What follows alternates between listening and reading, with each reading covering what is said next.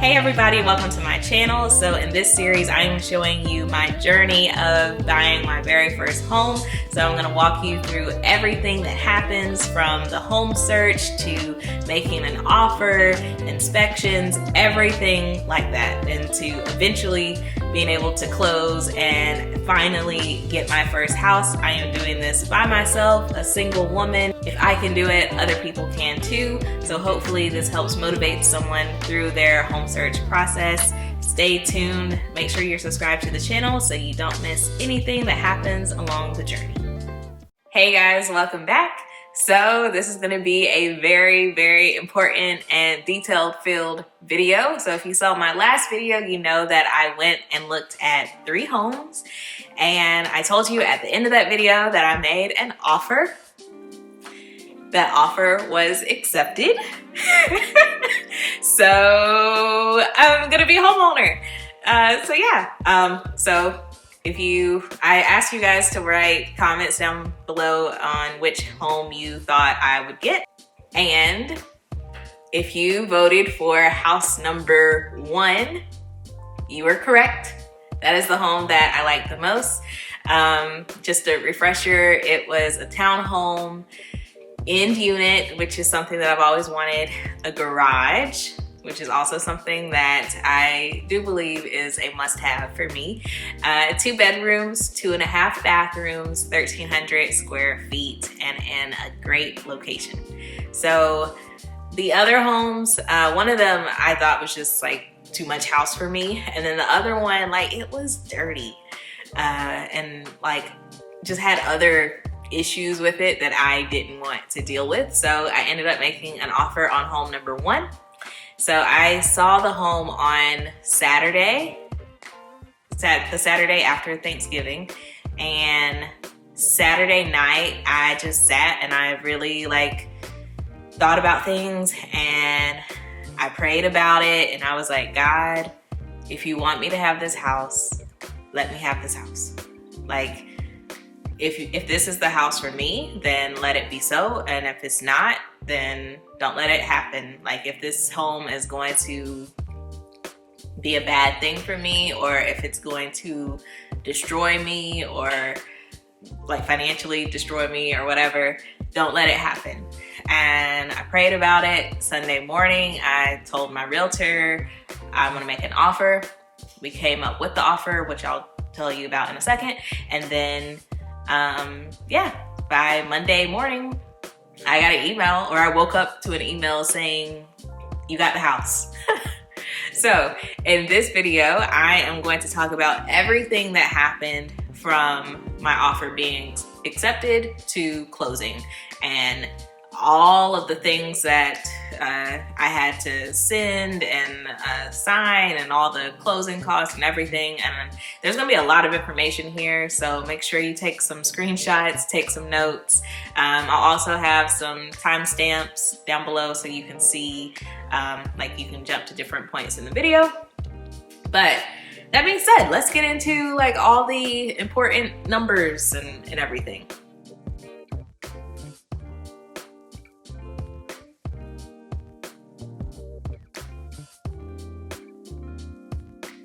So I hadn't talked about it in a while, but I have been saving money for the house all this time. I think it's been a few months at least since I've given you guys an update on how much money I have saved. By the time I made the offer on the home, I had actually saved $15,000, which is a lot of money. It's definitely a lot of money. That's me pretty much all of 2021 saving money. So that was up to $15,000, and immediately that money got cut in half. So my offer included $5,000 in due diligence. Now, I've said this a lot, but in case you haven't heard it before, due diligence is a non-refundable amount of money. At least that's how it works in my state. But it's like you saying, I'm very interested in this house, and to show you how interested in it I am, I will give you this amount of money, non-refundable. No matter what happens, you get to keep this money. So I offered $5,000 in due diligence, and that's just because of how competitive it is right now. I also offered $1,000 in earnest money. It serves the same purpose as the due diligence, but this is refundable. I also learned that I had to do inspections. Well, I already knew that I'd have to do inspections, but I learned how much it costs, and that is $675. I also had to pay for an appraisal for the home, and that is $575. So remember, I started at $15,000 and immediately it got cut down to $7,750. That is how quickly things move, okay? It moves very quickly. And then my seller, they're not a person, they're a company, an iBuyer, kind of like Zillow, but not Zillow, it was a different company. But they aren't located in my state, so I had to mail my due diligence and earnest money to them. And you want to mail this like very quickly, like the day that you get your offer accepted, basically, or like the day after. You have to move very, very quickly. And I wanted them to get the money quickly, so I did like the fastest shipping that I could, and I had to pay for that out of pocket, and that was $16.81. Yes, I am including that in the cost of things, because why would I not, right? Like, people forget these little things, but the little things add up. So I am adding that into my total cost. So I am now, so I have now spent $7,766.81. That is how much money I spent almost immediately within like a 1 to 2 day period, probably. So out of that $15,000, I now only have left $7,233.17 to do the remainder of my closing costs, to move me into the new home, to furnish the new home. So that's the money that I have left. Now, as I have said, all of this is gonna move very, very quickly. You will have to kind of just drop everything and get all of this taken care of. You may have to take time off from work. That's what I had to do. Thankfully, with my new job, I have unlimited PTO, and I explained to my manager what happened. And I felt kind of bad about it because I'd just started this job, and then like a month-ish into it, I had to tell them like, hey, well, I didn't tell everyone, but I told my manager, I was like, hey, this is happening. And luckily she was very okay with it. She had just bought a home herself, so she like understood and she was fine with it. But just to let you know, you will have to move very quickly and do things like within business hours. So it may be harder for you to do things after work, so you may have to take time off from work, or like little breaks off from work, maybe not a whole day, like a half day or something. Now, when I mentioned that I had to pay for inspections, my realtor actually suggested someone to do the inspections for me. I didn't know who to go to, and that is something that is like I can decide for myself. I'll talk about it later in the video, but there's some things that you can't control or shop for, and then there's other things that you can shop for. And who does your inspections, that is something that you can decide. Like, you can look in your town and be like, okay, there's 3 companies that does inspections, which one is the cheapest? You can do that. This is like a very time-consuming, emotional time, and I just didn't want to put in the mental work to shop for things. So my realtor suggested this inspection company, and I just went with whatever she suggested. And then also for the appraisal, my lender provided the appraiser. That was not something that I had control over. The lender found the appraiser for me. So when I made the offer, I detailed that the closing window would be 30 days and my due diligence period would be 2 weeks, or specifically 14 days. So the due diligence, that is your time to get the appraisal done. It's your time to get the inspections done, everything that you would need to do in order to check out the house and make sure that this is the house for you. After that due diligence period is up, that is when you would lose your earnest money. Now remember, due diligence money, that money is non-refundable, but the earnest money is refundable within that due diligence period, which is, for me, 14 days. Within that due diligence period, we had to get the inspections and the appraisal. With the appraisal, because of COVID, they were very backed up and very delayed. After we scheduled the appraisal, it took a week for the appraiser to go out to the house and do whatever appraisers do. And then after that, it took like another 5 days for the appraiser to get back to us. So if you're going through something like this, just know that it can take a while for the appraisal period to happen.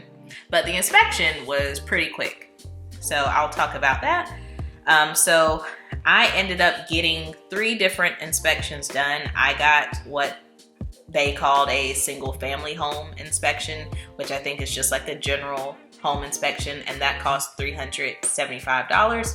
I did radon testing for $150. That's something my realtor suggested doing, so I did it. And then I got my HVAC inspected, and that was $150. So a grand total of $675 I spent on inspections.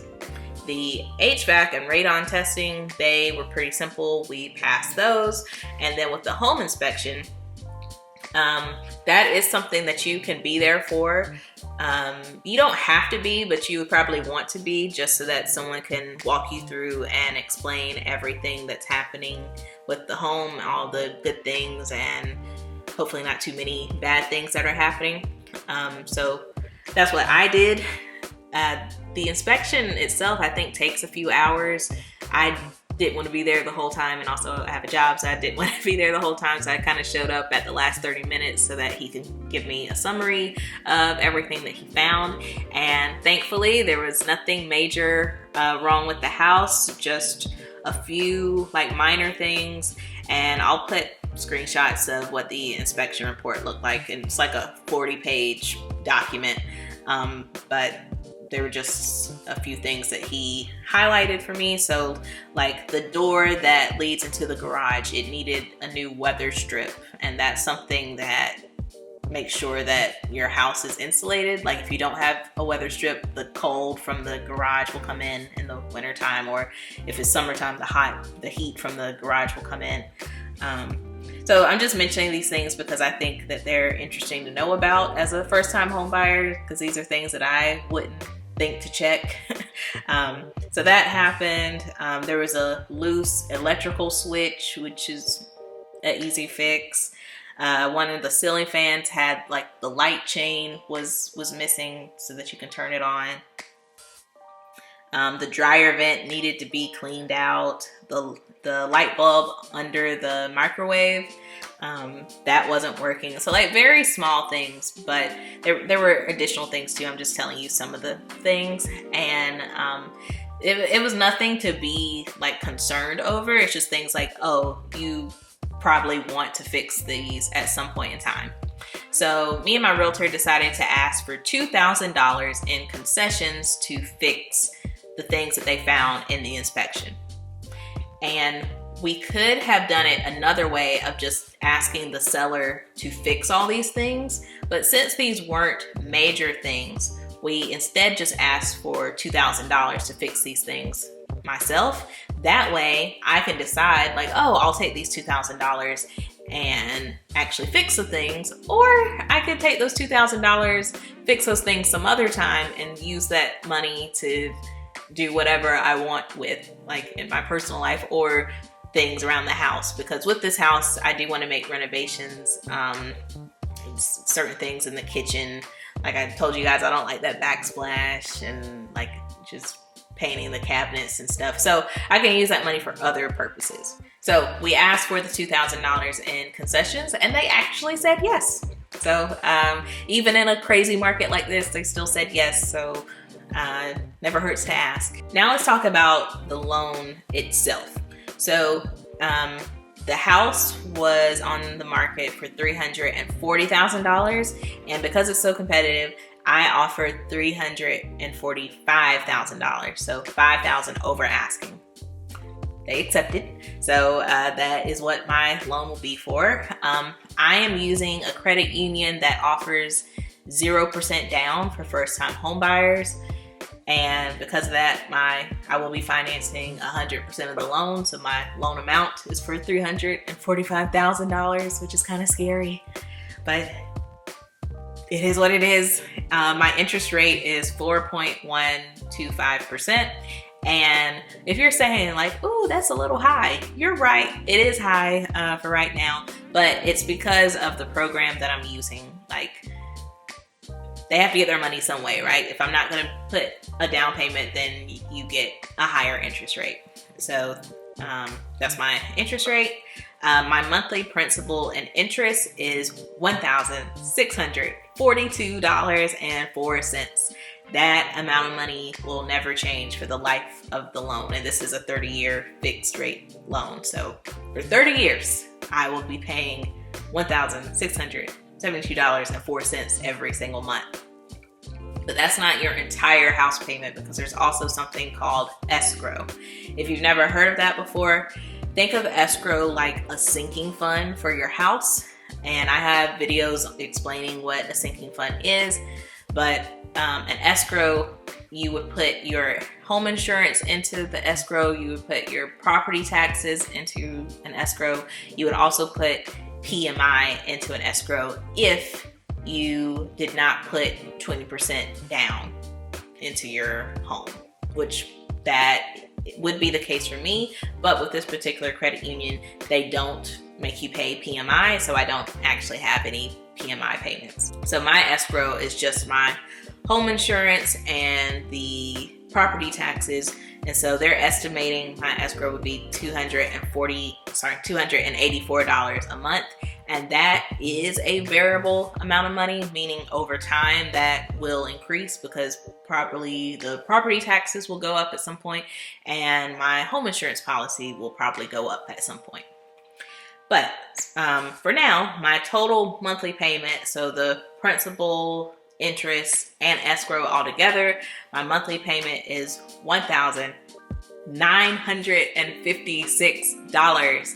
Woo, that's a lot of money. That is a lot of money. That's kind of scary. Not gonna lie, that's good. It's scary. But to further break down the escrow, my home insurance payments are around $1,200 a year. So about $100 a month into the home insurance. That is kind of a cheaper amount of money, but that's because the insurance company that I'm using, I've been using them for a while for my renter's insurance, and I realized if I moved my car insurance from a different company into this company, I would get a discount. So I have like multiple discounts that are bringing it down to $100 a month. My property taxes are $2,211.60 a year, which is $184.30 a month. And again, I don't have PMI, or otherwise known as mortgage insurance, because of the lender that I chose. So that's my escrow. Now let's talk about the closing costs. So when you get a mortgage, they're gonna give you this document that's called your loan estimate, and all of this information is gonna be broken down to you. Just for the sake of giving out information, I guess, I'm gonna walk you through everything that's on my loan estimate, and those escrow payments and all the loan details, those are on the loan estimate document, as well as the closing costs. So here are my closing costs. Section A is the origination charges. If you hear anyone talk about Section A, those vary from lender to lender. So as you are getting pre-approved, ask what their Section A charges are, just to see how one lender compares to the other. So for me, my origination charges were, number one, they were 0.375% of the loan amount, which was $1,294, and then also a underwriting fee, which was $600.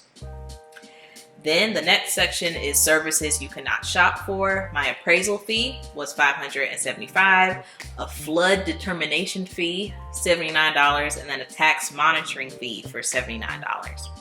services you can shop for. I chose not to because this process was stressful and I'd rather let someone else take care of this for me. So the attorney fee was $750 and the title insurance is $887. A different section is taxes and other government fees. There's a recording fee and other taxes that was $131. And then there's something called transfer taxes, which was $0 for me. And I think you only have transfer taxes if you buy a new home, although I'm not 100% sure about that. But I think that's what those are for. The next section is prepaids. So you're like prepaying into certain things. So my home insurance, they wanted me to pay a year's worth of home insurance up front. So that's $1,200 for me. My mortgage insurance, that's $0 because I don't have PMI. And then prepaying interest was only $78. I closed on December 30th. So I only had to pay like 2 days of interest for the year, so $78. And then property taxes was $0, I guess because I was buying so late in the year. The next section was the initial escrow payment at closing. So they wanted me to pay 3 months of home insurance, so $300. Again, I don't have any PMI, and then I guess 3 months of property taxes, which was $553. So the total amount of money that I needed at closing was $6,458. So that's a lot of money. So just this is kind of just to give you kind of an overview of what it takes to actually close on a home. Now remember, I'm putting 0% down and I still need almost $6,500 to bring to closing. Well, not bring to closing, but as in closing costs. So just keep in mind that it is expensive to get a home. But then I also had already paid some deposits that equaled $6,000. So if you remember, my due diligence was $5,000 and then my earnest money was $1,000. So that's $6,000. And that was what I put into my offer, and that was that money that I immediately had to mail to the seller. But that money went towards my closing costs. So I'd already paid $6,000. So really the only amount of money that I had to bring on my closing date was $458. So I'll just write a check for $458 and bring that to closing. Now your lender or seller, they're gonna determine where you actually meet, but it'll be somewhere in your city and you'll meet, and that's when you'll close.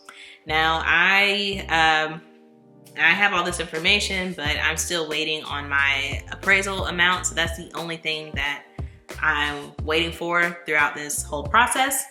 But other than that, yeah, I'm good to go. So I'm like one step away from being a homeowner, which is like a very crazy feeling. But yeah, so I'm gonna go ahead and wrap it up because I know this has been a long video, but yeah, this is exciting. It's also kind of scary because that is me committing to like almost $2,000 for this house every single month, and that's not utilities included in that. So it's exciting but also scary. But yeah, I hope this was helpful and informative, and thank you guys so much. I see all the comments that you guys write in the comments and I respond back to you, and it really does make me feel good to see all these people supporting me and learning from my mistakes and ups and downs along this journey. So thank you all so much for watching. I hope you liked the video. Of course, leave some comments down below and make sure you subscribe to see what happens next. And I'll see you next time. Bye.